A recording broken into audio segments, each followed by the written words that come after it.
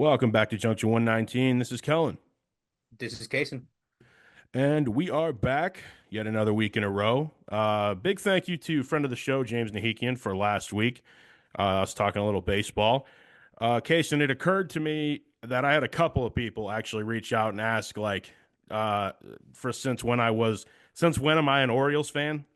And couple like my friends from back home know this about me, and a couple of them are actually O's fans too. Not going to tell that whole story, tonight slash today, the Today Show. I will tell it in the future, but I told you it last night in front of the show, Matt. So Hmm. I'm rocking that today. I see you're rocking the Vegas Golden Knights and the Marvel shirt. Very appropriate for today, Yeah. Figured it was on brand for the episode. for sure. We're gonna mainly discuss. Casey and I over the weekend did get to see Thunderbolts asterisk, which ironically has already been retitled. We're discussing we're recording this on a Monday, and quite literally there was news today that it's already been a retitled film. We'll get into that, but before we get into that's going to be the bulk of today's show. Before we get into that, though, we're going to talk about some updates with playoff stuff. But we begin literally with breaking news, and that is that at one point, he was considered the greatest kicker in the NFL and arguably the greatest ever. Justin Tucker has been released by the Baltimore Ravens. Any thoughts, Kason? Since you broke the story to me. Yeah. Yeah. I wasn't totally surprised that they did that. I was a little surprised that they did it now. Yeah, But they drafted a kicker, and I think everybody kind of saw this coming, with some other things going on with Justin Tucker that, sure. we'll kind of, not go over right now. But he was also just objectively not good on the field either. I mean, Yeah, he had the worst year in his career, and at that point it just wasn't worth the headache. I agree. And so I was surprised they did it now, but it's an end of a long tenure in Baltimore, It and is, and it genuinely could be the beginning of the end of his career, which, if that's the case, I mean, hey, so be it. But, I mean, objectively, you could probably sit here and call him a Hall of Famer. I just didn't quite. And to be honest with you, Kason, I didn't realize that the Ravens selected a kicker in the draft, but it makes perfect sense given what's going on. But just wanted to yeah, touch on it real brief, like really, really briefly. We are going to shift immediately into Stanley Cup playoffs, and I'm actually really happy we're talking about this briefly today, Casey, because Sunday night gave us maybe the yeah, greatest Game 7 in the history of the Stanley Cup playoffs, man. You get a chance to yeah. see any of it? No, I didn't get a chance to see any of it, but I was following along Yeah, kind of me as it too. happened because I saw the highlight, like I saw immediately on Twitter, like when they tied it up at the end of the third, and The Winnipeg Jets, that everybody was is. going, yeah, that was nuts. If you don't know Um, what happened or what we're referring to, I'll just briefly say on Sunday night, the series ended, the first round series between the St. Louis Blues and the Winnipeg Jets, was an objectively amazing hockey series. And essentially, the Blues went into the third period with a 3-1 lead. The Winnipeg Jets scored to make it 3-2. And then, with 2 seconds left on the clock, scored an objectively incredible goal, like good team play, to tie the game. And then, of course, overtime proceeds. An entire overtime period goes by, and then a second one almost completes. And then the Winnipeg Jets win, completing one of the most epic comeback backs and/or epic, St. Louis collapse, however you want to put it, maybe a little both, quite frankly, ever. And it was objectively just amazing hockey, man. That's what happened out there. Adam Lowry, correct, was your I game-winning think goal so. scorer, I I, believe. I can I, I think look that, it that up. sounds right. But oh my goodness.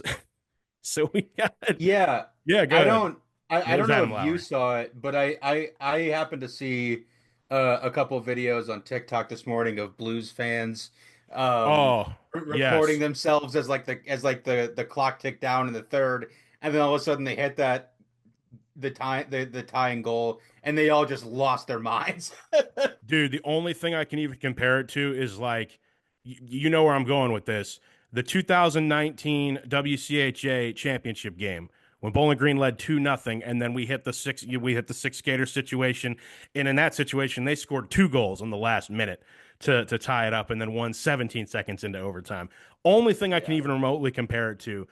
Uh, I mean, well, in football, it'd be the 13 seconds with the Chiefs yeah, over the Bill over the Bills is kind of a similar vibe with that. But Similar I vibe. mean, It's devastating. Hey, listen, yeah, being a hockey fan, let alone a sports fan, but a hockey fan is not for the weak. I'll tell you what, man. no, It no. playoff hockey is unforgiving as it is glorious at times.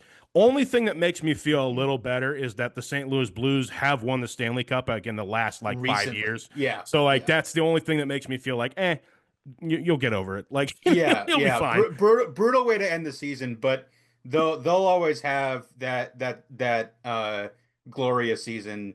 Uh, about yeah, it was 6 years ago. So Dude, I don't know if you saw the TikTok video or wherever you saw it of the little kid just flopping down on the ottoman, like with his parents, and I'm just like, that kid right there. He's gonna have this for the rest of his life, and he's gonna think that was his sports reckoning right there. We've all been there, young man.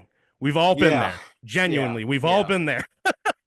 yeah. And I look. It remains. It is a tale as old as time. oh, Game seven, 3-1 lead. That is not for the faint of heart. mm-mm. 3-1 lead is the worst thing in hockey. And the It's adage, yeah, the old adage in sports, doesn't matter the sport, doesn't matter the situation. In a game seven, anything can happen. Anything. yeah. And in hockey, it's usually going to be nuts. So that's that. Winnipeg advances. Dallas ended up coming back all the way, essentially, from I want to say 2 games down to defeat the Colorado Avalanche. So that'll be an incredible series. I actually think that could be an amazing series, Dallas and Winnipeg. Your Knights, Casen, you want to discuss them? They're pretty much getting past in 6 games. The Wild going Yeah. into yet another matchup with McDavid in the squad that also did the same thing. Where do things sit? What are your thoughts? So I mean it got a little dicey with the Wild. I mean I think I mentioned it on here before. You did I mean it's just last week, even. I hate the Wild matchup.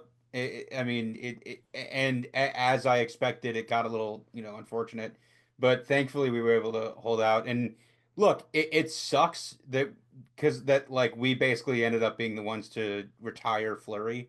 Eh, It is what it is, it's but ironic because he was taken. Obviously, you're the team that took him from Pittsburgh in the yeah, expansion yeah. draft. So So that's just unfortunate of how that worked, but I it was a lot of frustratingly underwhelming performances for a lot of the series from our top guys.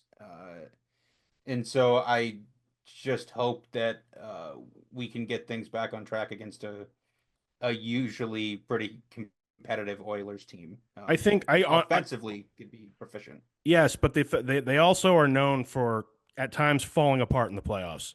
So Right, right. Which would I be ideal. Which would the be Knights ideal. don't really have that reputation yet in their existence.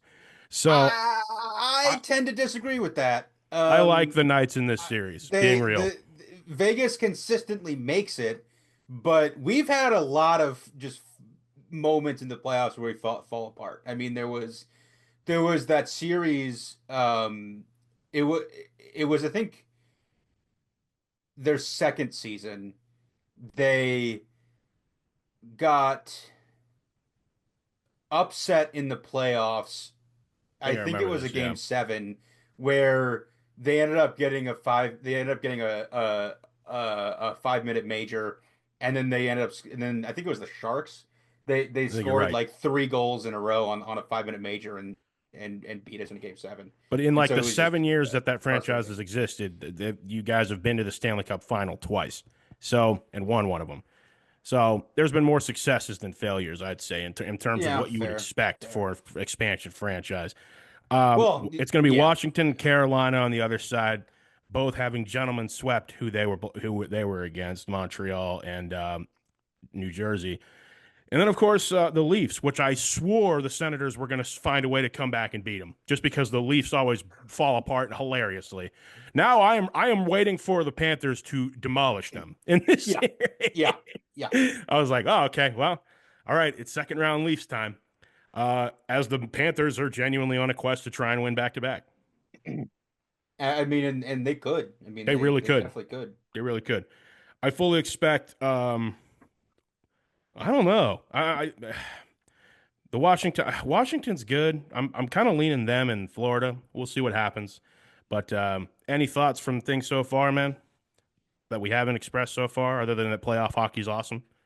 Yeah, I mean, I think definitely a Caps Panthers Eastern Conference final would be really, really nice.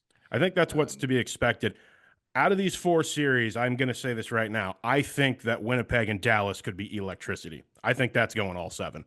I really it believe could, that. it definitely could, And right and now, and I will say yeah, it would be very interesting because we could theoretically, uh, if say Vegas beats the Oilers, say the Jets beat the Stars, and it would be Jets Vegas, which ironically was the Western Conference Finals the year that Vegas went to the Stanley Cup Finals against the Caps. mm, So it'd be very funny if we beat the Jets to go to the Stanley Cup against the Caps again. It'd just would be. And this is very also this is a different Winnipeg team, man. I really think that yeah this yeah. and what's fun about this is there's three Canadian teams left still, and one that I think has a legitimate shot to win it. Like maybe two. I give it two. So definitely not the Leafs.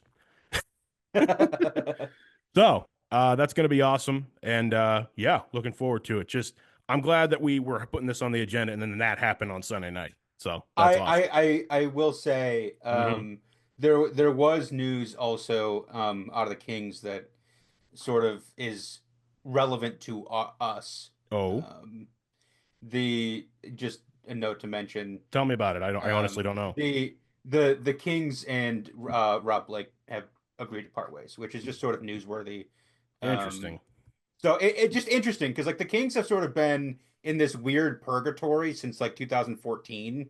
Like they've been just kind of competitive, and then they haven't really totally rebuilt. So it just Yeah. I would like to see the Kings just kind of blow it all up and start from scratch to because they need to do Well, the Blackhawks thing that they never really have done yet. I heard something said over the course of last week that does more justice to Mike Sullivan in Pittsburgh than I think at times maybe I did last week on the show. Mike Sullivan, you could argue, was the best Pittsburgh head coach since Chuck Noll. And I'm like, yeah, actually, like in terms of winning, yeah. Yeah. And it was such a meh decline. But what is interesting is that the New York Rangers have hired him to be their next guy, and he is now the highest paid coach in the history of the NHL. And I already have a pretty bold prediction. I think Rangers Stanley Cup, if not next year, the year after. That's how much I think that young core of dudes, they're going to go genuinely from missing the playoffs this year, where things just kind of fizzled out, to I think that Sully's going to have them absolutely unbeatable next year. Like, Well, look for yeah. that. I'm calling my shot right now. That's how high I think of Mike Sullivan. Like, you could. I no, absolutely. I mean, Real quick. I said to someone like over the weekend.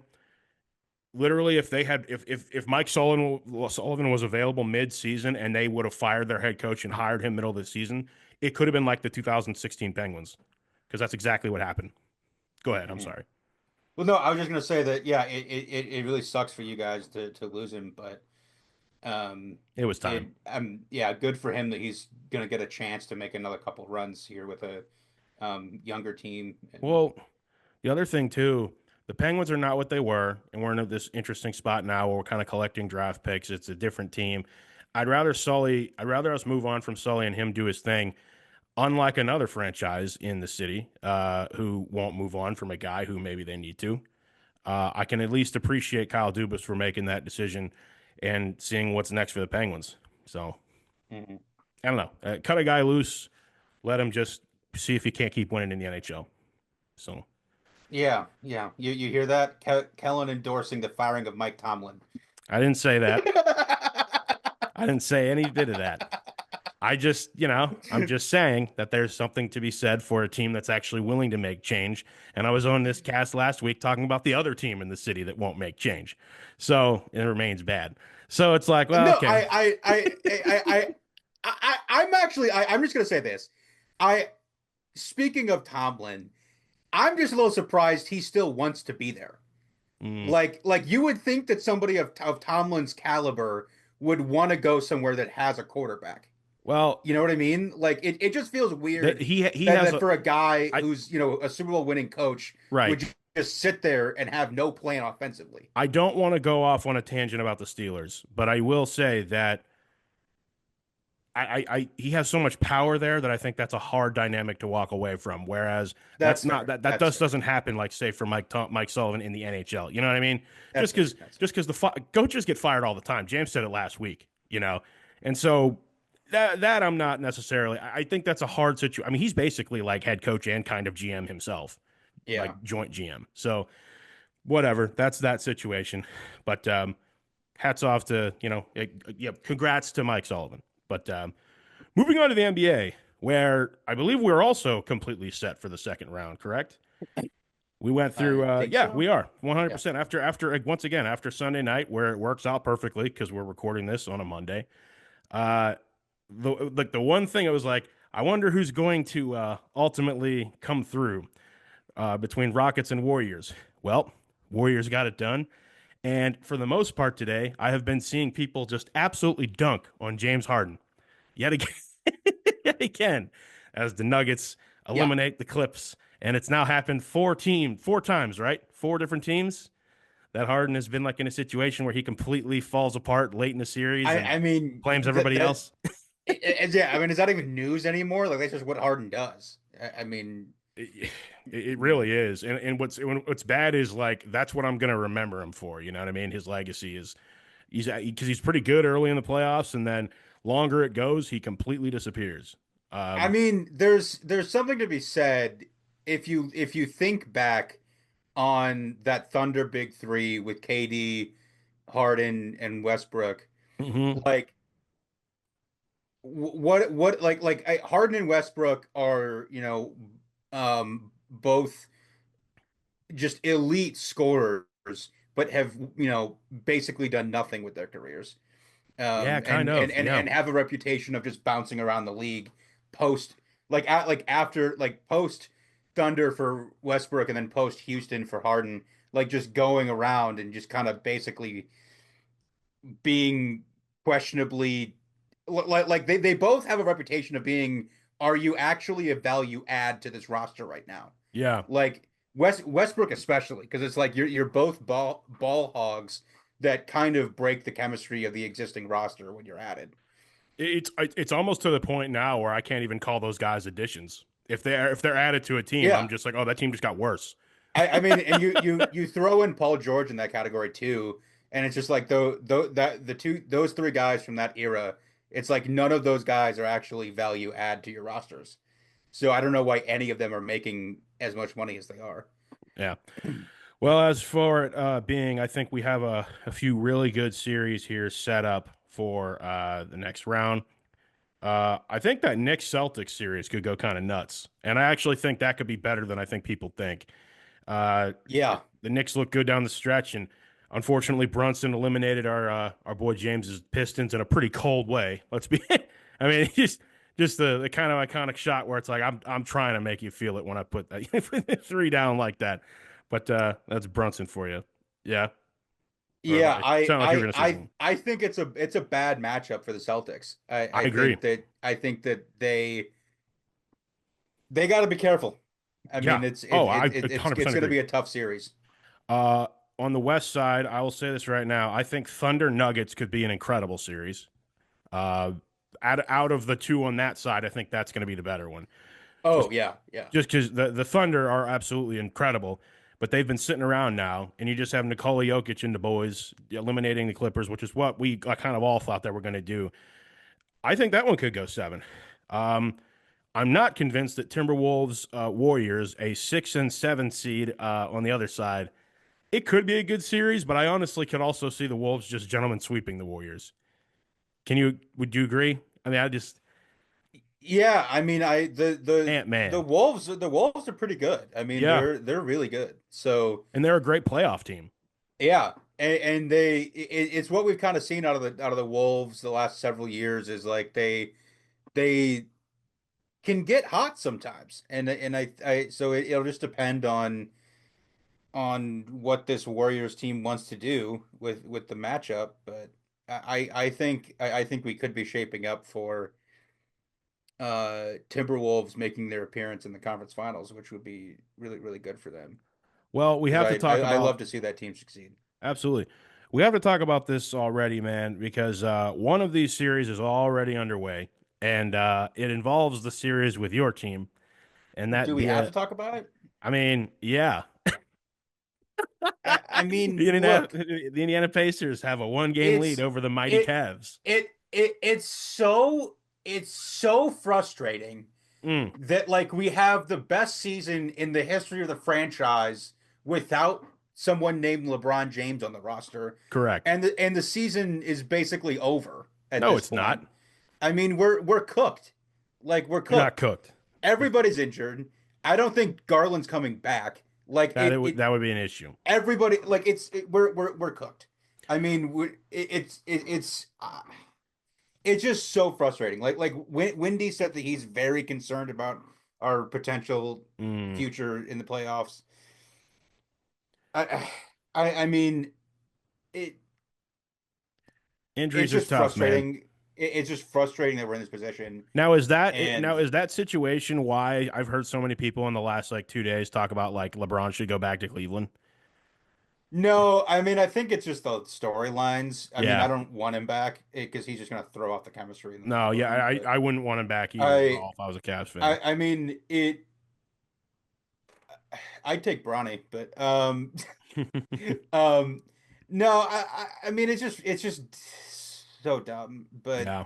we'll see. I mean, I So do you think the Pacers are we just gonna st roll them now? Like, I don't know. I mean, it took the Pacers shooting an unsustainably high percentage last night, and the Cavs shooting terribly. mhm, So maybe if we can get everybody else except Garland back, and then we kind of revert back to the norm, we can get out of the series. Because yeah. I don't know what it is, but I hate playing the Pacers in the playoffs. Like there was, it for whatever Oh, it's an reason, old rivalry, man. no matter the roster, no matter the coach, it's always a thing. Like They're it's been. pests. They're absolute pests. I They really got it. are. It's just Since the days it of Reggie Miller, man.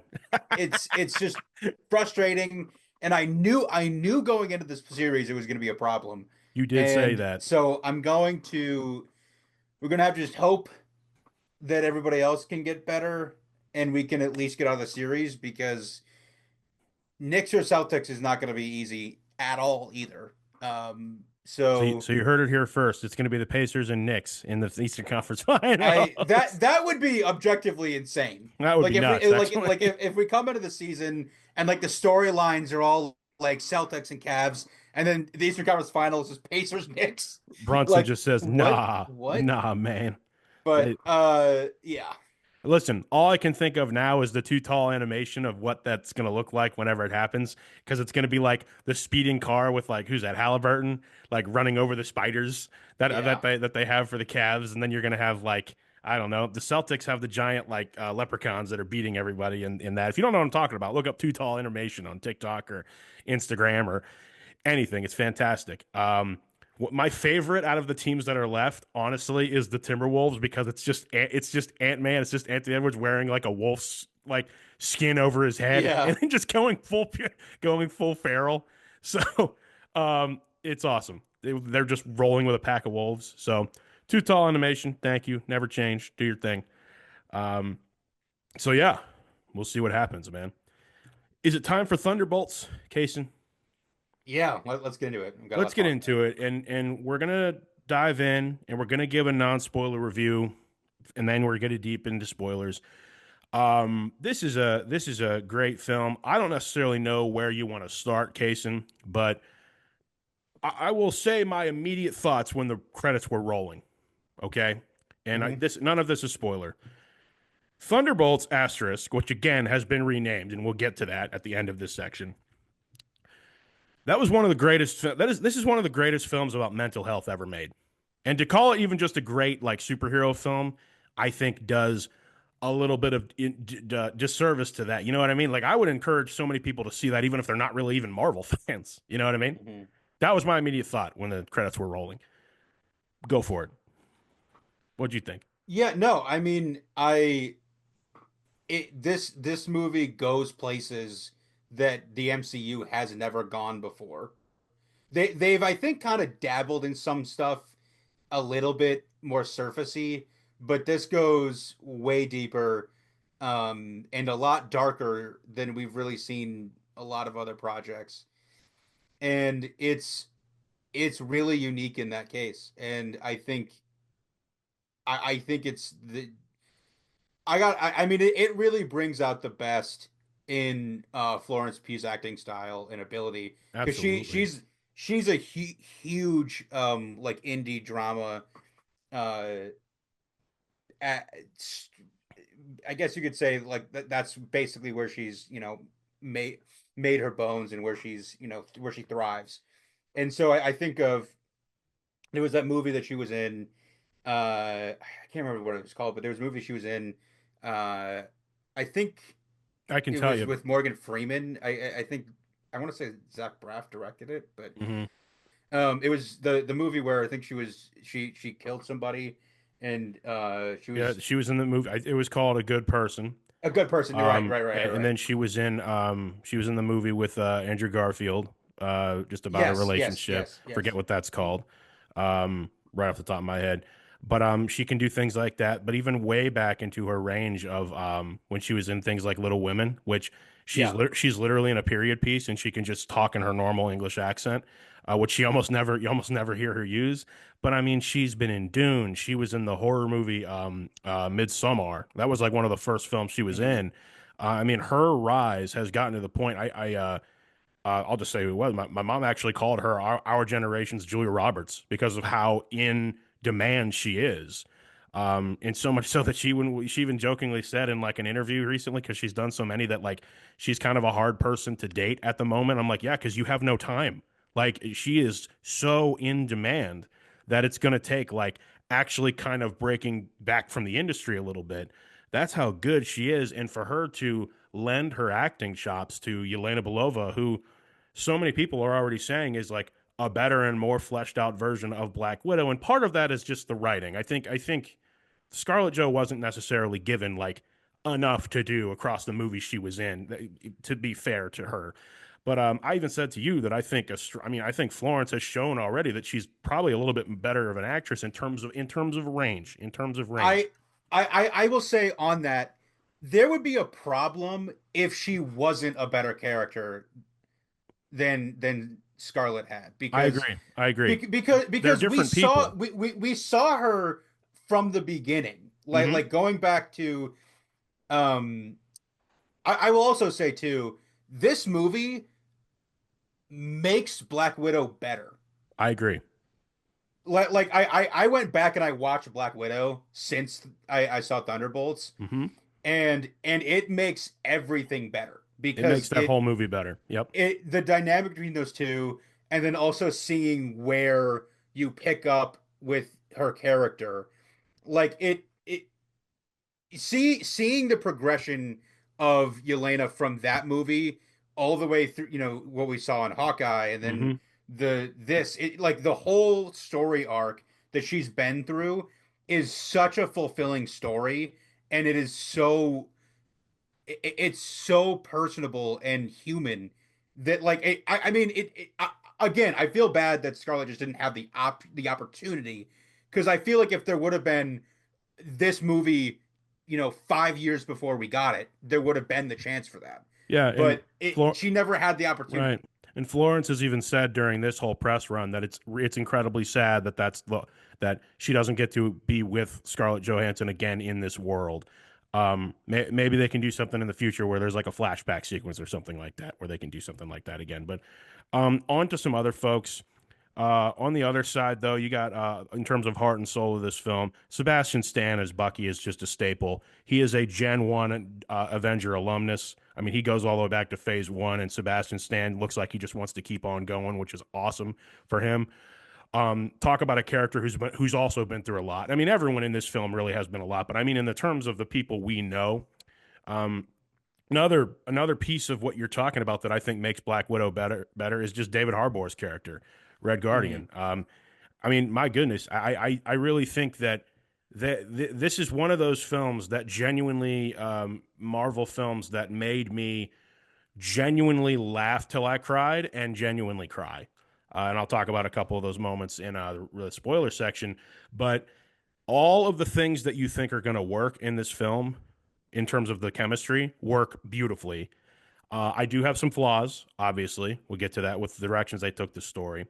But all of the things you hit, and then whatever you think the heavy ish part of the redemption arc is going to be, no spoilers, like times it by like at least a million, not a million, but times that by at least two or three or four, whatever you're thinking in your head of what it's going to be in terms of how they're going to get through this whole situation and how they're going to take out the void and whatever they've shown in the trailers. Once again, doing the great Marvel thing of not showing really what the film's really even about. You know what I mean? In the trailer, like they've done such a masterful job of that, and I've gotten to the point now where I'm having to remind myself that we're back to an era of Marvel where that's the case.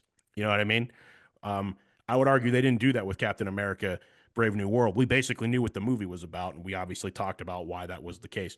With this case, and it really felt like, yeah, this did not tell me what this film is really about. It's not false marketing, but from where the characters all meet each other in the beginning and where they end up by the final credits is a journey I did not see how it was going to happen.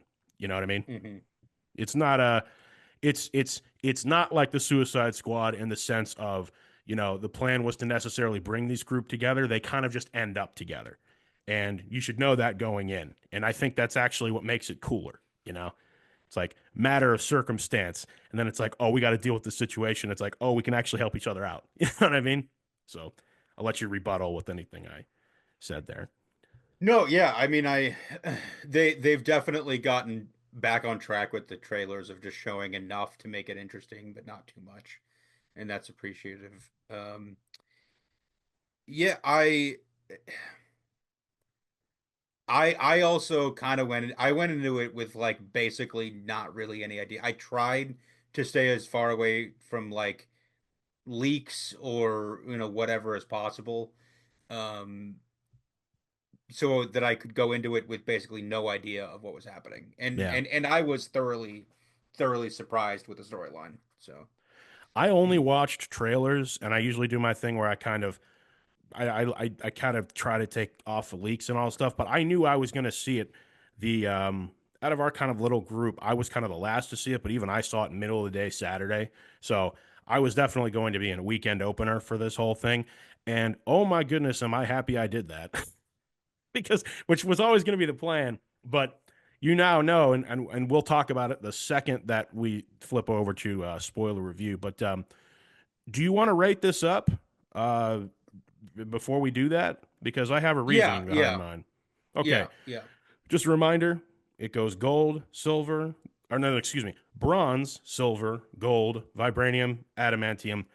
I'm guilty of the most recent adamantium on this cast, although it was not for a film, it was for Daredevil Born Again. Casen, what do you give this movie on our rating system? I I gotta go vibranium on this one. I would love to give it adamantium, but there are a couple things that I kind of have a question about decisions that they did, but I think it's really good, and I'm happy with the way it turned out considering some of the more recent projects. Gotcha. A little anticlimactic, but I'm also going to go vibranium here. In terms of a Marvel film, again, I like that's not diminishing vibranium because vibranium is still like a couple steps off of perfection. And I'm kind of with Casey in the sense of I don't want to become a person who just tosses adamantium around like it should, like it's just something. No, like oh fanboy. No, no, I'm with you there. Vibranium. The more it sat with me, I will kind of give it my own personal rating when we get into the review system or into the spoiler review because for what this film means to me in terms of my own kind of mental health journey. I'll kind of get into that when we get into our review into spoiler stuff, which I hopefully everyone who's listening to this, or if you don't care about spoilers, you can get into it. But I'm with you, my guy. Vibranium, absolutely go see it because I think that we didn't necessarily mention this, but this is non-spoiler. You need to see this film mainly because of the setup for what's going forward. Like, this is a must watch. I've told everyone I can. This is a must watch for the Doomsday arc we're about to go in the next year and change, and not to mention Fantastic Four in July. This is a you have to see it movie. No question about it. Like, directions are taken, and then they literally that would be a spoiler, but it's the setup now where we are entering. It really does feel like we are entering. It's almost like the Thor Ragnarok situation of, oh, what's up? Well, not quite that, but we're going into kind of the Avengers Infinity War arc, of what all of these pieces and stuff are going to finally come together. So that's also what I would say before we get into spoilers. Anything else before we get into spoilers, Casen? No, let's just get right into it then. All right. So marking it here, spoiler alert. We're going to get into it. This movie is called Asterisk: The New Avengers. which again, like, they chose to just put in the marketing today, which I kind of love. I'm not even going to lie. I kind of love it for the exact reason that you were talking about today, Casey. Would you like to talk about that? Yeah, I mean, I didn't come up with it. I mean, I saw it on Twitter, but so all the people, that are hardcore fanboys like us, we already saw it, and so we know. And so doing this marketing basically the Monday after the opening weekend gets all the people who are maybe on the fence, Right. some of the casual fans who have maybe been out since Endgame. Get that in here on Monday, and and it gets headlines, and people who didn't see it are like, oh, so it's a new Avengers movie. Should probably go see this. Yeah. And So they went full with the card title too, man. I mean, very brilliant marketing move, I think, overall, because they already know that I think word of mouth is going to really carry this thing into the yeah, following weekend, even without them doing the whole new Avengers thing. But now I think that this could be a situation where next weekend for this film does as good, if not better, than this week, because it's literally got it a could. different film. It's got a different name now, you know? Yeah, it could. And I think also because of the setup for Fantastic Four Yeah, and Doomsday, people know that's being set up. And so I think as the word gets around, it will definitely be mentioned. Because I think, some people probably thought, oh, it's standalone like Captain America, whatever, not a big deal. But correct, it is. I mean, it is. correct. And we'll get to the post credit scene, or we can talk about that right now, and then we can talk about the movie itself. Like, what would you rather do? We can talk about that now. I mean, just because it was. I will say, you probably saw this, but the post credit scene was directed by the Russo brothers, and Yes, it was filmed like 2 weeks ago on the set of Doomsday. So which is that's which is crazy. That's bananas, crazy. man. That is nuts. Like, the fact that they can pull those actors together. Well, they're all there, right? The fact that they can Yeah, pull all of them together, do that, cut it, and then put it into the movie that's coming out in like a week after they. yeah, I mean, the fact that they can do that quickly, because they did the same thing with Carol Danvers, with whatever they were doing for Captain Marvel. They filmed yeah. that on the set of Avengers, which makes sense. They were in the Avengers headquarters, and she's there, right? So they did that whole "Where's Fury" scene. Say, I guess they did that then too. And I would say that one was probably easier because it only involved like three people. This is like the whole cast. Yeah. So yeah, amazing that they can do that and cut it so quick, because that wasn't a short scene either. Like, that was a good, like, two or I 3 minutes think long. I'd have to check, but I think someone said it was like the longest post credit scene that there's ever been. Has to be. Has to be. I Which mean, it was essentially, it was like a whole scene. like, I heard someone say this, that I'm kind of happy they didn't do this because it's kind of harkening back to when the last post credit scene is all we got. I almost think the post credit scene should have been reversed. Like, the mid credit scene should have been the one of them seeing the Fantastic Four ship come in, and the late one should have been Alexi saying, In the "Hey, grocery I'm on the store. Wheaties box." I mean, Yeah, but I think if that was the last one, it would have been kind of like, ugh, seriously, everyone would have been like, mad. Yeah, I know, because they've done that. Like I Yeah, waited for this. correct. Like exactly. So I'm glad that they put the a really important one, probably the most important post credit scene in an Avengers slash Marvel Cinematic Universe film. I mean, I'm seeing what since probably Endgame. I mean, honestly, Mhm. so I would go that far. So and Endgame obviously So didn't have I one. So I can't wait for Fantastic Four to see who's on that ship me too. I have because I don't think it's who you think it is. listen.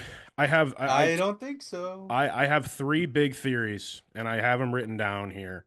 I mean, I've told everybody that this needs to be the film that gets you back on board, and I guess I could have said that in the review, in the spoiler-free review, but I have three big theories. Let me just make sure I have them in the right spot here.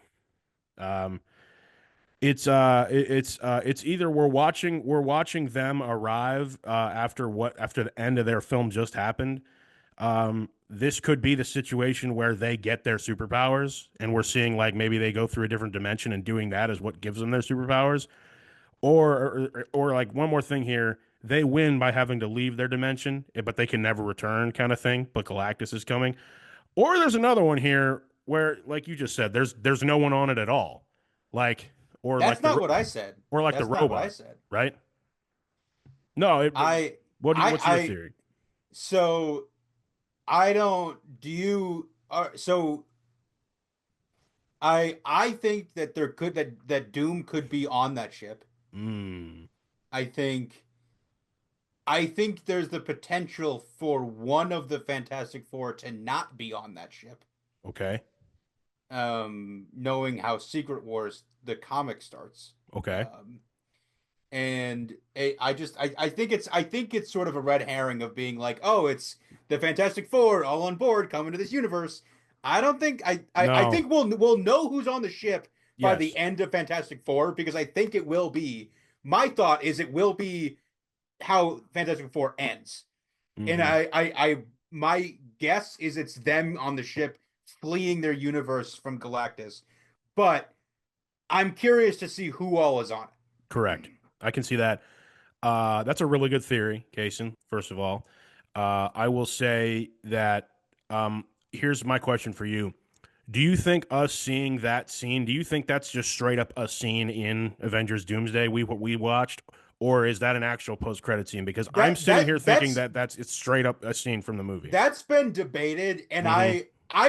I wouldn't hate if that's just straight up a scene, if that just Because happened. it says 14 months later Yeah. at the end of I that film. It says 14 months after the events of I Thunderbolts. I would love for that to be within the first 10 minutes of Doomsday. I could see that. Yeah. Like I would love for that Yeah. to be basically the beginning of Doomsday. I can definitely see that. And I think that lends more to your theory if that's the case.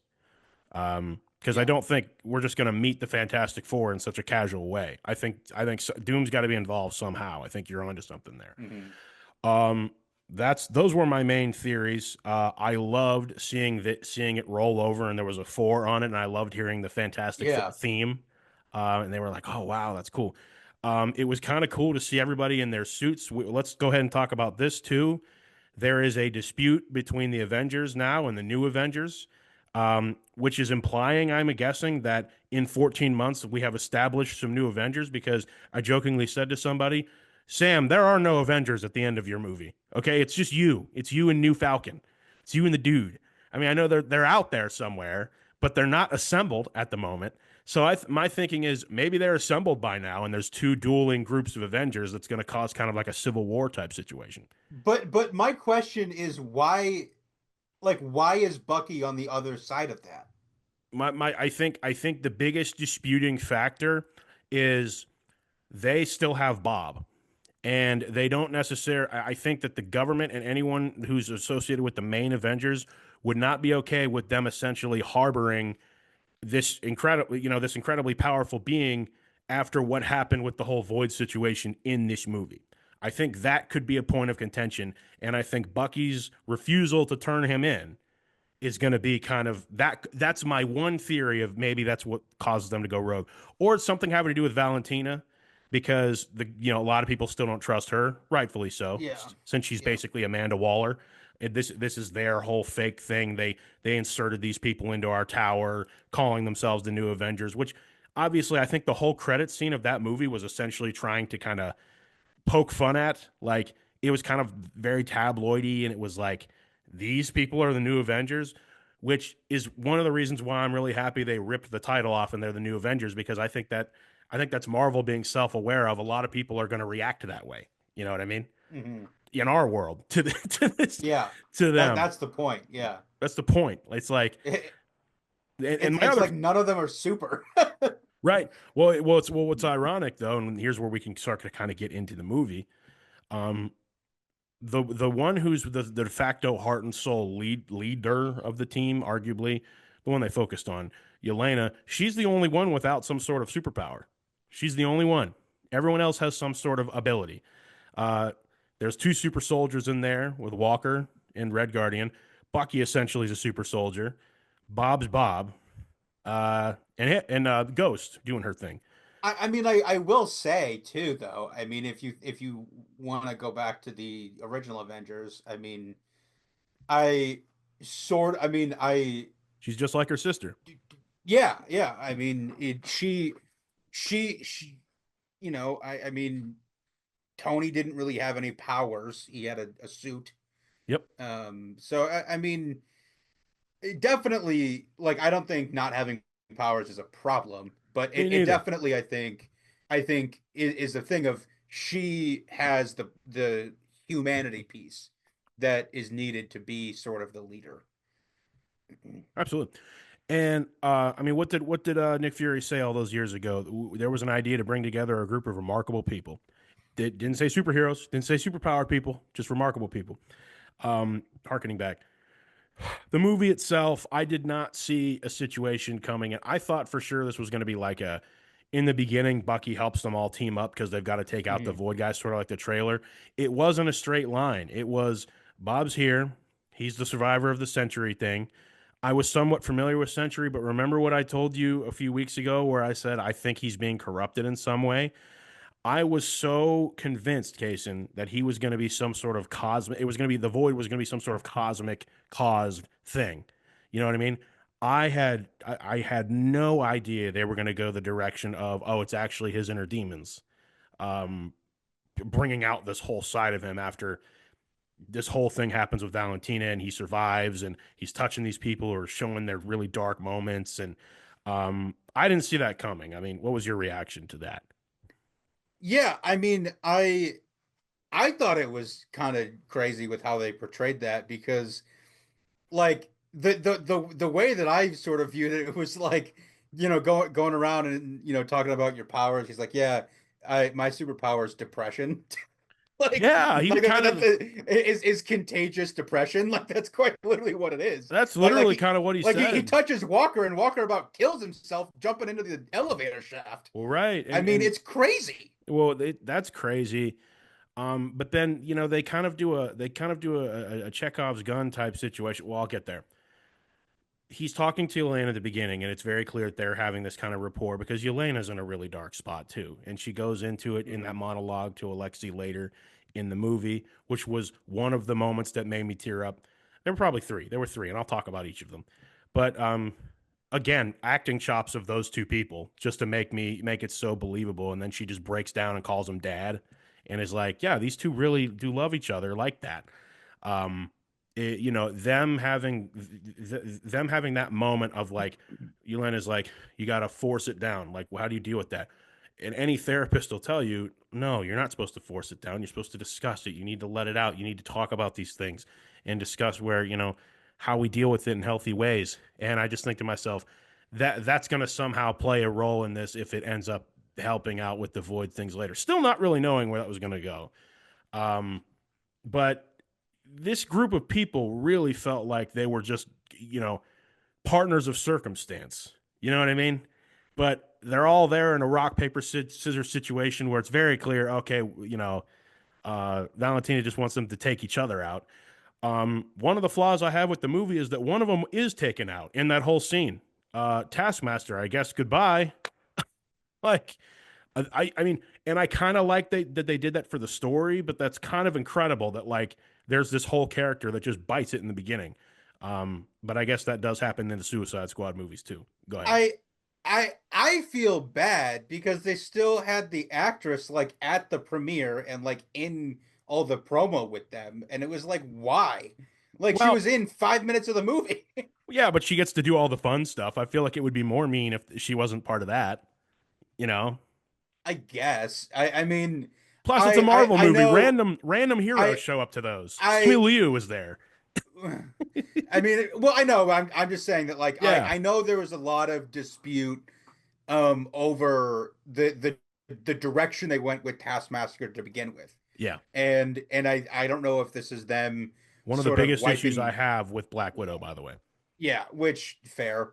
Um and I said at the time, yeah, I mean the last like third of that movie was the problem in that movie. But The plane crashes instead of lands. I remember you saying that. yeah, They don't stick the landing at all. It's like horrible. it's but, such a good movie but until they get to the space station. yeah, it's wild. But anyway, yeah, go ahead. Anyway, uh then so I mean it is what it is. Like I don't think I'm gonna miss the character, but it just No, feels like it was such a waste to bring her back to then just put a bullet in her brain literally. within the first But five like, minutes. but okay, so that happens, and then they shift. They kind of use that moment to build up the relationship between Ghost and Yelena, and all that stuff. Walker's got stuff going on. I didn't like Walker the entire. Also, Yeah, just crazy that like I mean it's crazy just to see Ghost have this like prominent of a role since Ant-Man 2. right. Where she's essentially like they had to do more reminding of her backstory. I feel than anyone else there. Yeah. Walker, I didn't like in the beginning, obviously, but you're not supposed to. It's clear that they're going somewhere with that. Um, you know, he's an edgy dude, but like they go into what's been going on with him and everything, and I liked them using the void to kind of show the exposition with everybody. Um, I have it written down here. The car sequence in this movie is one of the best in the MCU. It is so good. When Alexi shows up, embarrasses Yelena, hey, don't go, like hey, it's like, and then Yelena! Yelena, don't go into the vault. It's bad. And I'm like, I also didn't know where they were. I'm like, are they in a different country? Because how did he drive a car just over? Well, oh, they're like in the desert. Oh, okay, well then yeah, he could do that. Incredible moment. Just Alexi in the car, and then that chase sequence was amazing, was it not? I that was really well done. That was really well done. And I do like the fake out to where Bucky shows up and then you think that he's like rescuing them and then he blows up the limo and you're Nope. like, what? That made me like almost fall out of my seat laughing because I thought to myself, I think he's here for them too. That moment where he wraps the front of the cable of the car around and then wraps it around his arm and then lands it into Yeah. spikes it into the ground and I mean it knocks them up like that way. That was incredible. One of the greatest stunts. And then the moment where he uses the disc to just blow their limo up and it flies forward this way. There's a lot of things you can compare it to. To me, it reminded me of the Dark Knight when Bruce does that to the Joker in the tractor trailer. Remember where he flips it down the street and he doesn't see what he's doing? I'm like, I feel like that's a callback to that. Incredible sequence, incredible. Um, what direction did you think things were going to go with Sentry and Bob? Um, around when we're kind of getting to the last act, because I want to get into that. I mean, I was I didn't I thought that it would have ended with him like dead. Like I didn't think that there would Hmm. be I didn't think that there would be like a way for them to save him or redeem him. I mean, obviously when they used the like when he tried to throw her out of the wind, throw Valentina out of the window, and then use the kill switch. I was like, okay, well, like he's not dead. He's Like, definitely not. Yeah, he's not done here. He definitely didn't. not dead. Yeah. But it's definitely notable that that's what made him like go into the void at that point. Like, Right. Well, I think in that moment he had been rejected. He had yeah, been like he had realized, I'm all powerful, but that's the thing. I gotta say, man, they made him look really cool as the Void. That was my first Yeah. thought. I was like, dude, he looks like something between like the Babadook and like a creepy pasta because he still had the eyes. I'm Yeah. like, they just devoided him of light and everything. But I had this moment, even from the trailers, of when they showed him, and obviously he has that sequence where he's fighting them all, right? And they are all pretty self survival characters. They recognize it's not a winnable fight, and they dip right out of there. I thought that was amazing. They were like, everybody come, like, they all get on the elevator and they leave. They're like, okay, got it. And that's when they have their moment at the bottom where they're all fighting, and then the void happens, and they all make up and start being heroes, right? Um, so that happens. I lost my train of thought. I'm gonna go direction. He made it clear in that scene that he doesn't want to hurt anyone. He doesn't want to kill anyone. You know what I mean? He said that he doesn't want to Mhm. be that kind of person. And so from the trailers, when I start see the void take over people, I keep thinking to myself, these people aren't dying. I think you're supposed to think that, but that's not what's happening. They're being pulled into what we saw our characters be pulled into.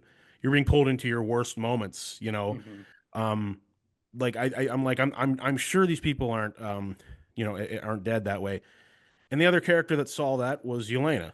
And before I get into her in the void, thoughts on any of that?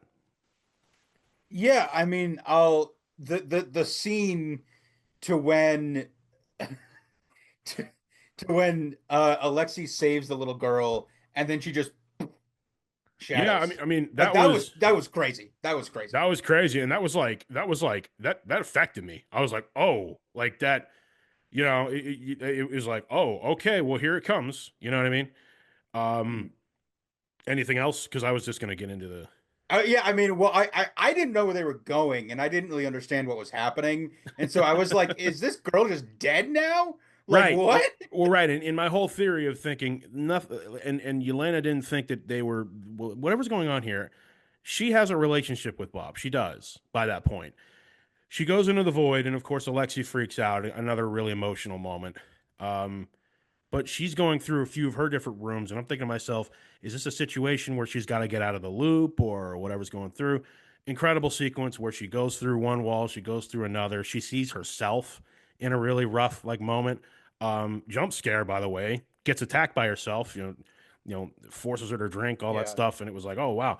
But then she sees Bob in a room, and he's by himself, and I have this written down here, and you really feel for him there because he's like, "Oh, hi." He's like, "Hello. I just want to be alone. Want to be away from everybody." He's like, "At least I found a nice, quiet room."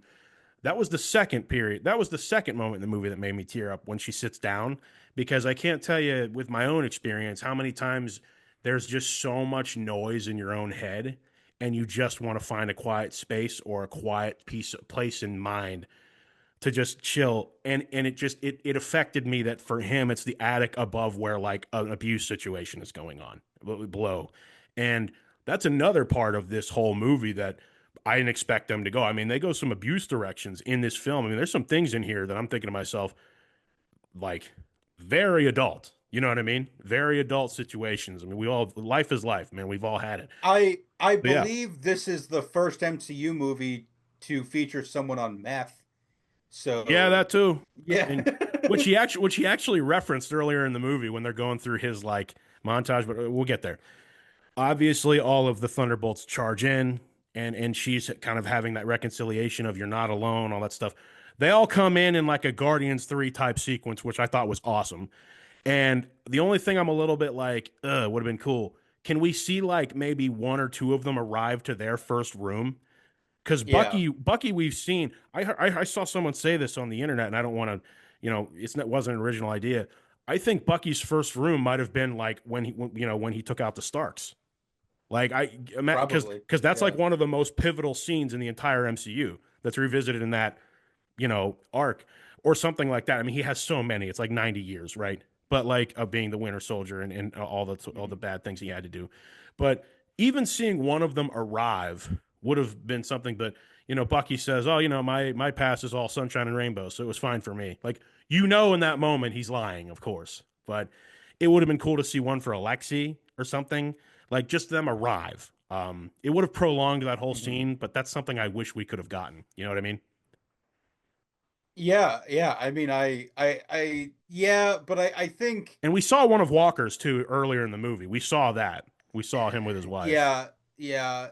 I mean, I'm sure one of Walker's rooms would have been him Mm-hmm. killing that guy in Mm-hmm. Falcon and the Winter Soldier, which like that's I think the other thing is that for a lot of the other characters, we've seen what their rooms would be already. And you can use your imagination like we just Like, did. yeah, like I'm sure, I'm sure one of Alexi's rooms would have been like him basically handing over the girls to Dreykov. Oh yeah. I Yeah. mean, like you can picture what these characters' rooms would have been. Yeah, that's So I think true. that's why they probably left him out.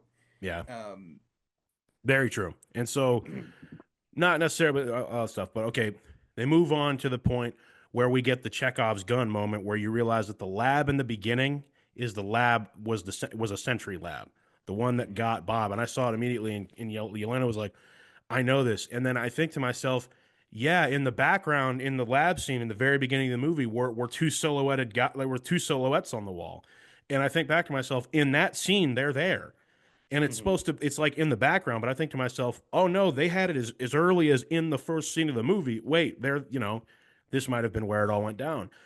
Well, you get that scene where Bob is going against himself as the Void, which again is straight out of the comics. Him, having to deal with his own inner demons, and that leads to the third sequence that brought me to tears, which was he's just wailing on himself. He's wailing on the void, and it's like this is what he wants. This is what he wants to happen. And incredible sequence where Yelena gets free thanks to Alexi, and then just does all those flips and tumbles and stuff through like a mhm. that was pretty awesome looking. I got to be It honest. was, it And was. then just hugs him from behind, and then they all slowly get up there, and they all hug him together, and it's like he keeps thinking, the void's saying, "You'll always be alone. You'll always be alone." And I got to tell you, like with my own struggles with like my own depression, which the people who listen to our show know this, and you know this, and other people, I can't tell you how many times that whatever your version of being in that situation where you're wailing on your own version of the void, that's what it feels like. And the end is whatever your version of what that is. I won't get too heavy here, but I can't tell you how many times that like that scene and that symbolism like sometimes all it takes is whether a text or a conversation or a phone call or whatever it is to remind you that you're not alone, to remind you that like when you're spiraling, as we all do. I mean, don't get me wrong, it doesn't take someone with anxiety or depression or whatever to feel that. We all go to dark places, which is why I think this is such a great movie, and I think a lot of people are going to be taken to see this film, um, maybe that don't talk about their mental struggles that might because of this movie. You know what I mean? It'll be like a catalyst to start that conversation of, I felt like these characters, I need to talk about it, or seek help in some fashion, seek support in some way.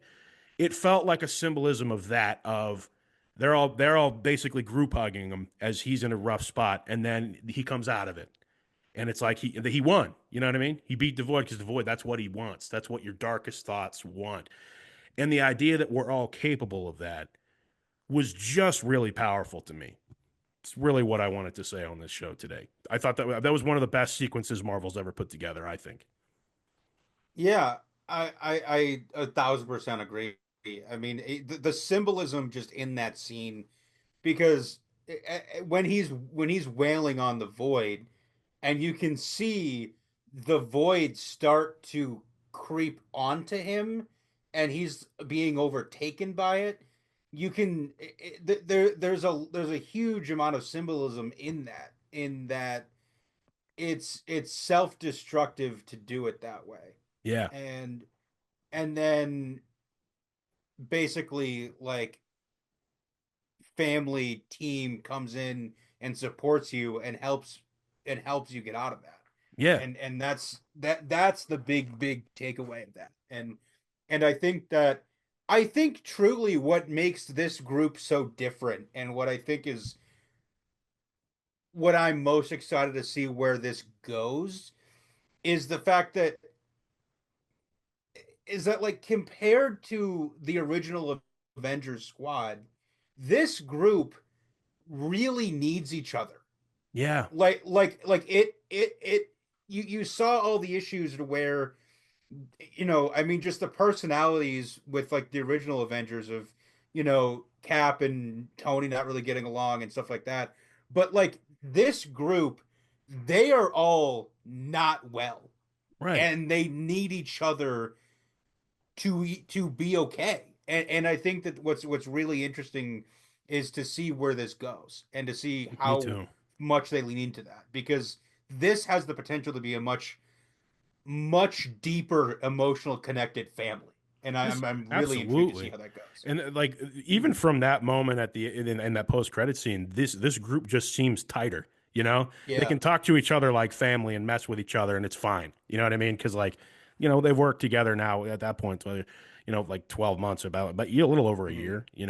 But I totally agree with you, man. Like, and it's like there's nothing that brings people together more than shared trauma. I don't say, and I say that like unironically, like it's true in life, but it's also true in storytelling.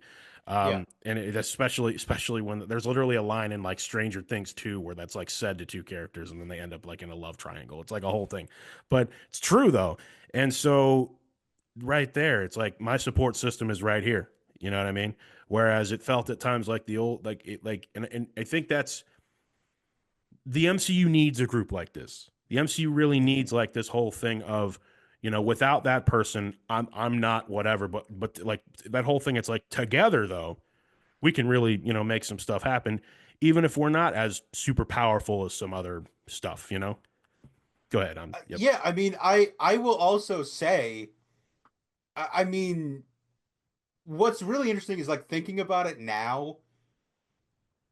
I really feel like probably the main character since the begin, like since post Endgame, the main character of the MCU has been Yelena. You can argue that's very I mean, true. you could argue that. I mean, because there's been so much that we've seen of her story, and like I said earlier, like the arc that she's gone through from Black Widow to getting snapped and then coming Yeah. back. I mean that I also went back and saw that scene from Hawkeye. Oh, it's I amazing. mean you can totally see why she's in the place at the beginning of this movie. Like you are Yeah. not surprised that No. she's not doing well. No. You're like No, I'm. and you just think to yourself, I just think to myself, like, this character should not be okay. And quite frankly, the best thing for her would be to stay in touch with Alexei and Yeah. probably not do Black Widow stuff. And that's actually, we didn't talk about it, but that's actually, that scene at the beginning when they both are talking about how miserable they both really are, but they're reconnecting for the first time in like a year. Mhm. He's like, do you know when I was truly happy? When I was a hero, when I was doing things, when I was serving my country and could do things and get claps and stuff like that.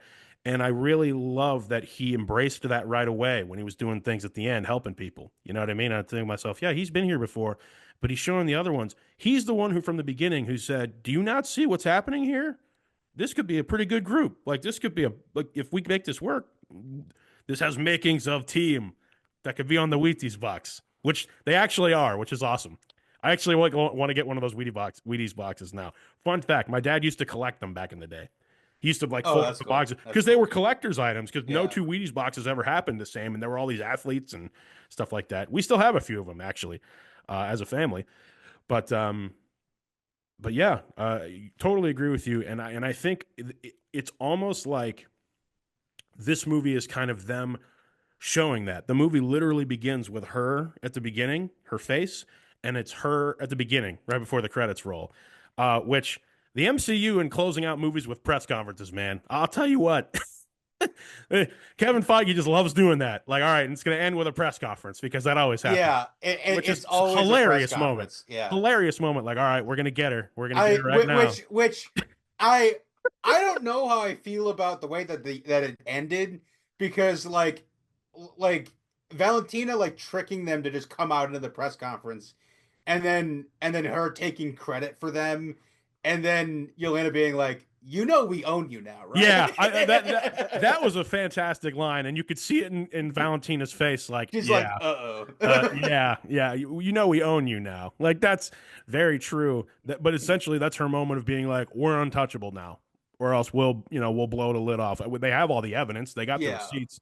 Um, Walker's face is Which, hilarious at the end. That yeah, whole sequence is amazing. Bob's like clapping with everybody else. I'm like, Bob, you're kind of part of this too. You're part of the group. You don't need to clap, bro. Um, and I look forward to his arc too, because if they can ever get him to a spot where he can like control his powers, dude, Sentry is a really important character. Yeah. Sentry seems like very OP, and like it's Oh, kind of the same thing. It's kind of the same thing with Captain Marvel, where you're like, how can they use this character to where they're not just like immediately demolishing everything? well, that's just right, which is why I'm glad that right now he's nerfed. He doesn't even Yeah. want to be Sentry again because the other guy could come back, and it's like, well, that's like part of your character is like you're like Superman at your best, but at your worst, you're like the Void, you know. Yeah, And it's right. his own mental demons, and once again, Marvel taking a Superman like character and giving him flaws, and giving him something to work on, and he's a genuinely great actor too. So, but so I look forward to seeing what happens with Robert. Nepo baby. What'd you say? I said you said great actor. I said Nepo baby. Well, he is. That's Yeah, another thing. That is but he that is is good. He is good. He is he is good. good. He's been in. He was in Top Gun too. Mhm. Um, His so dad was president Independence Day. that's true. That's true. That is his dad. So regardless, so be it. That was really good. New Avengers pops out. I mean, hey, and we've already talked about the post credit scenes. This one was awesome, man. This was just Yeah, so good. I will just touch on like my questions about some of the Absolutely. story. Like, so two things. First, I don't get the plot of the congressional hearing storyline that just kind of went nowhere. Yeah, that was filler to me. Like that was the point of the beginning of the movie, and then they cut to them calling an emergency press conference or emergency hearing, and then we just never went back to that. Correct. That like we never saw that again. We Which never saw I the don't end know of if there that. were missing scenes that never got. I don't know what happened, but it was very strange. And what I think was supposed to happen was they called an emergency hearing, and then Bucky was supposed to take them to the hearing, Hmm. and then they never did that. But we never picked back up on that plot line. Like we just never saw that again. The only the only purpose that whole part of the movie even served was like showing that like Bucky and Mel might have a little bit of a rapport now, because it gave you a few scenes of Mel being like the I think actually trying to do good assistant of Valentina, Mhm.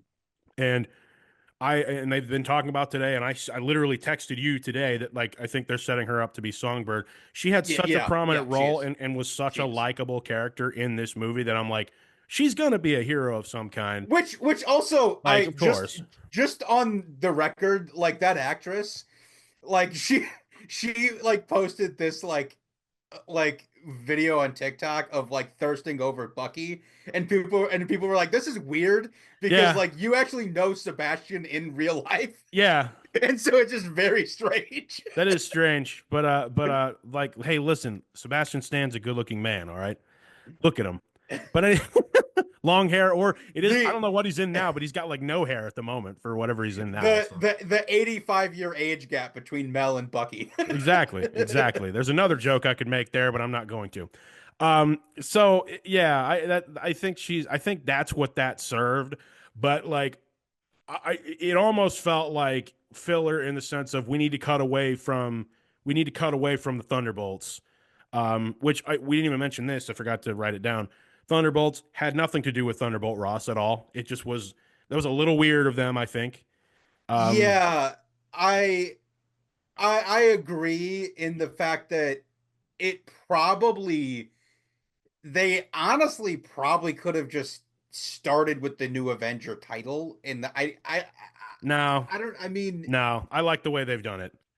But like the fact I like the way they've done it, but the fact that they made it like Thunderbolts, like thinking it might have something to do with Thunderbolt Ross, makes me think that maybe when they first put it on the drawing board, it was going to, and then of course the next like 5 years happened, and they kept the title, and it's like, well, let's keep the intrigue on the title there, make it an asterisk because we know it's going to be the new Avengers. But like yeah. the fact that they set up this whole theory for me of why I thought they were going to be called the Thunderbolts, and I learned almost immediately that that was not the case. It was the soccer team. which was hilarious, by the way. Every time they talked about that incredible movie, That was very funny. that was awesome. Have you seen the discourse about like people are having conversations about the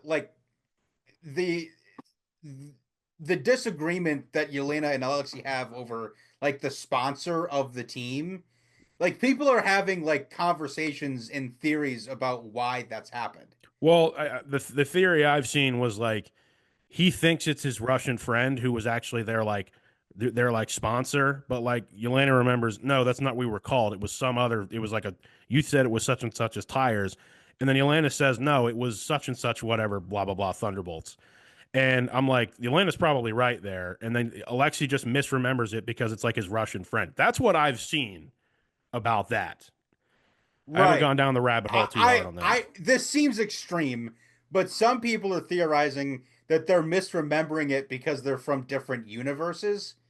Oh, all right. Well, Like somebody's trying to throw that out there that's a or little, all right. whatever, All and right. it's Well, just that's, like okay, I think it could be I don't think a, that's what's going on. attributed. I think it could be attributed to Alexei not paying attention. Correct. I mean, that's what they're going Yeah, for there. yeah, But the fact that that was going on in Ohio when they were like really young, but yeah.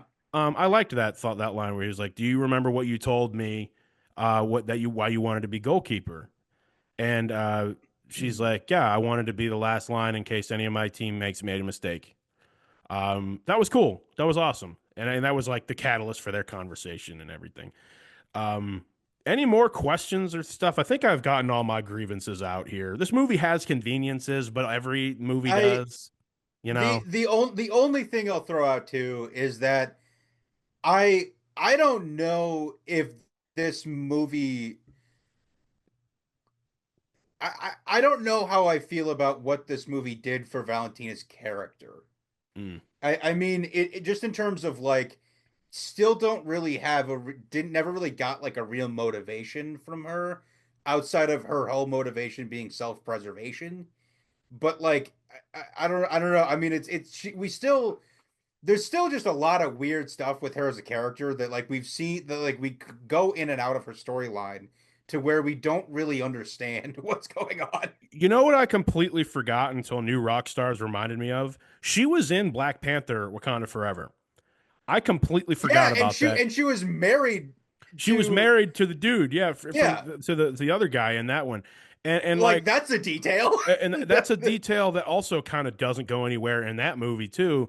But like, are like it's I feel like the what they want to do with Valentina with this Julia Louis-Dreyfus character, I think that's her name, right? Woman from Yeah, Seinfeld. I forget. yeah. You know, I just Julie Louis Dreyfus. Yeah.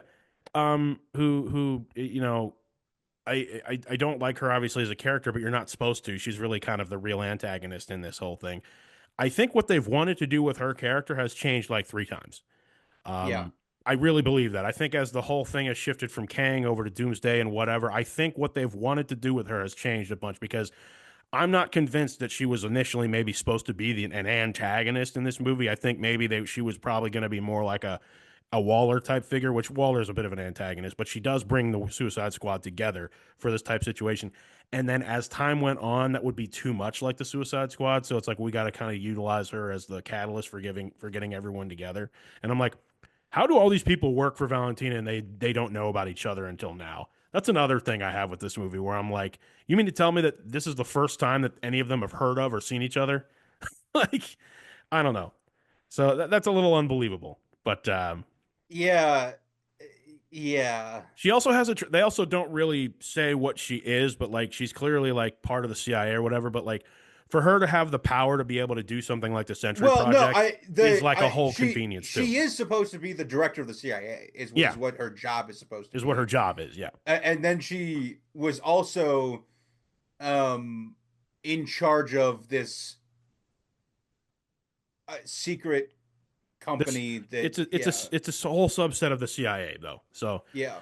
she's implying that there's no shield and you got to do stuff like this or whatever. But last thing I do want to talk about is we kind of touched on it, but um, the Avengers are feuding, and I don't know what that looks like going into. Like we already talked about like why it is, but like theoretically, if there is a roster of Avengers that we're gonna see when Doomsday opens, Who's going to be on the 616? We know who's on the new Avengers. We know the X-Men universe is also out there somewhere, which is I probably where we're Rambo is, and then of course the so Fantastic Four. we're gonna So, have to see we're gonna have to see Kamala Khan at some point. We're yep, gonna have to see Kate Bishop at some point. We're yep. gonna have to see uh I'm not convinced either of those characters is going to be in Doomsday, by the way, but sure. yeah, but then again it's just like okay, uh, another just whole series of projects Yeah, disappeared. that's true. Um I I just a quick anecdote. A character who would have been great for this movie would have been Sharon Carter. Or what's her face? Whatever her face is. The Sharon. niece. Oh, I get what you mean. The Sharon Sharon Carter, the one who ends up being the weapons dealer Yeah, yeah. in Falcon and Winter Like that Soldier. that Yeah, storyline never went anywhere. That could have come back at some point. This is a project that would have made sense for that to come back. yeah. I forget what they Like if call her in that, but she's like the weapons dealer at the end. yeah, Yeah, she there was some like moniker she went by, I I think. can't remember it right now, I but don't it's been remember. years. But yeah, I mean that would have kind of brought in Walker's whole thing too, like and Bucky because you know Yeah. they both have a whole thing in that. I kind of liked their relationship, like you know Walker's Walker, but like Sebastian's Stan or Bucky can kind of check him because I'm like, well, he did like snap his arm in half in the in that in that show. So Yeah. Yeah. even as a super soldier, um, so yeah, I mean, all in all, I loved this movie. This is definitely like a must go see one and catalyst for where we go next, and I'm really excited for Fantastic Four. You know, Yeah, absolutely. It definitely made me a lot more excited for Fantastic Four. for sure. And I genuinely will say that I did not expect a post credit scene like the one we got. That was not what I was expecting. But once they said straight up New Avengers, and then there was a time lapse, and then you see the A, I'm like, oh, so we're just established now. We're just doing stuff. So so be it, man. Yeah. That's all I got on my list here. Anything else about Thunderbolts you have not seen slash the new Avengers, Um, or you have not said, I should say. no, I mean, I thought I will also just point out, I mean, like they probably just couldn't get her, but it would have been interesting to see if they could have gotten, um, what's her face, the mom from Black Widow, Oh, I know who you're Rachel Weisz's talking about. character. Yeah, yeah. They probably just couldn't get Rachel Weisz, but it would have been cool to Even a have her come cameo back in at some that point. one, Yeah, sort of like how Bucky has have really her a in there somehow. cameo in Brave New World. There was one last thing you said. There was one other thing. I don't know. Regardless of who should or shouldn't have been in this whole thing, um, it in a lot of ways does feel like if this is the first project of like the revamped kind of new MCU kind of thing, well, this is a really strong area, and I think we're gonna head into Gold Age. Last thing I'll say is it still feels kind of amazing to me that like a year from now we'll be sitting here talking about Avengers Doomsday. Like Yeah, that is still really, really mind blowing to me, which is why it just feels like that's why I'm telling as many people as I possibly can, you have to go see this movie or you have to see it yeah, at some point. You don't have to really see Captain America. You need to see this one. And I feel like a lot of people might skip out on it, but I keep telling people, I'm like, an Avengers movie is supposed to come out literally next year, guys. It's being filmed right now. But I think that's kind of the point. And I hope if Doomsday is a little self aware of that, of like it's still very ragtag of who's here and who's not, therefore allowing Doom to really like make strides, that could work. You know what I mean? But yeah, if we go into Doomsday and we're supposed to already have like completely established everyone, it's not going to work as well. And that's probably my biggest thought of how are they going to do this right now. And this movie did not necessarily make me feel any better about that. yeah. Yeah, that's a good point. Like if they're self-aware, well then cool. I mean, they've established there's a new Avengers team, but like all these people they've named, and I'm just like, so the first time we're going to see them in years is going to be just straight up in Avengers Doomsday. Yeah. So I don't know, man. It's not perfect, but Like it would definitely be like a shock if it's just like a bunch of characters we haven't seen in 3 years. Like, Or even just the X-Men. I mean, yeah, since in like almost a decade, like, there's some people in there that I'm just like, what? Ian McKellen and like, we've seen Patrick Stewart, but like some of these X-Men characters, they're bringing back the dude who plays Nightcrawler and stuff. Like, I'm just like, yeah, the dude who plays Frasier, that guy Kelsey Beast. Grammer, yeah. Thank you, Kelsey Grammer as Beast. I mean, and I think part of that's the point too. But I'm like, was Deadpool Wolverine supposed to be kind of the bridge to that? I mean, I don't know. I just there's not enough established here yet, but maybe that's the Well, point. yeah, I mean, because Kelsey Grammer hasn't played Beast in 20 years. Yeah, So yeah. Which is why seeing him at the end of Monica, and a lot of people didn't see the Marvels, so it's gonna be like, oh wait, he's back. Like, yeah, he's actually already been in a thing. So I've said what I want to say, Casen. That's all I got. How about you? uh yeah, yeah. I think there was one question, one outstanding question that Yes, I hope we get the answer to. sure. Do you do you think that they made Congressman Barnes resign following the Sentry fight in New York?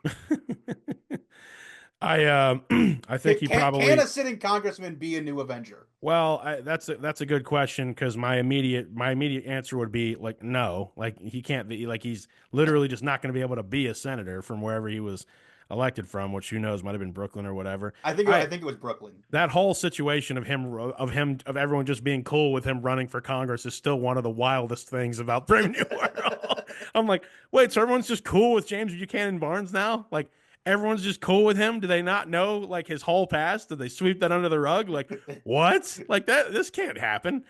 He But was a literal Russian asset. yeah, Like, I what was are you like, talking about? I mean, exactly, exactly.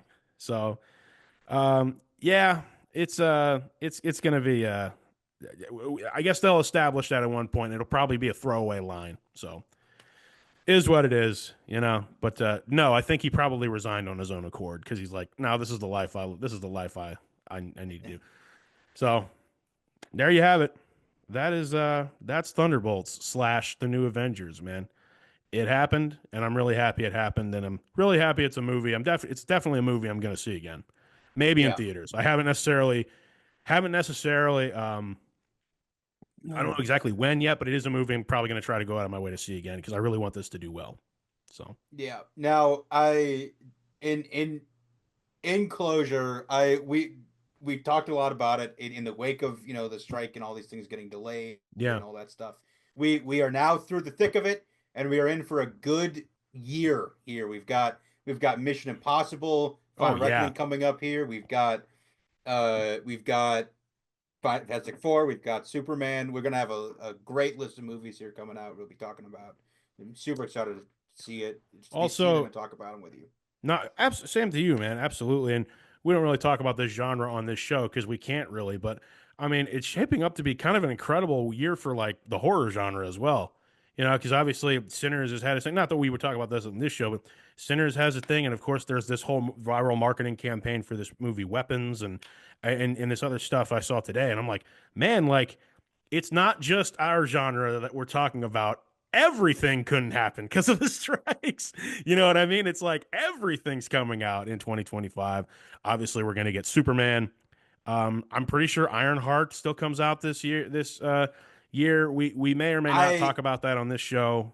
We'll figure it that out. that that is a very unfortunate thing, and it feels like they're just gonna drop it and just kind of let it die on Disney Plus. Yeah, I Yeah, really think that that's going to be chock full of things that they're not going to follow up on. So I don't know where they're going to take that. We'll see. In a different genre, I will say Andor is going on right now. You should totally go watch it. We probably won't necessarily review it on this thing, but who knows? That's kind of more up to Casen than me. But Andor is fantastic. You should totally go see it. You should totally watch it on Disney Plus. It's incredible, in my opinion, like the best Star Wars content that they have right now in Disney. Um, and if you didn't watch season one, you should go watch that too. And then, of course, this fall we'll have some things to talk about. But I really think you and I just wrapped up discussing a movie that's probably going to be on some lists at the end of the year. A spoiler alert, probably. There's well, we got a ways to go yet. We got Yeah. a ways to go. So ongoing, we will talk to you again. This is Kellan, This is Casen. and we'll see you as always at the next stop.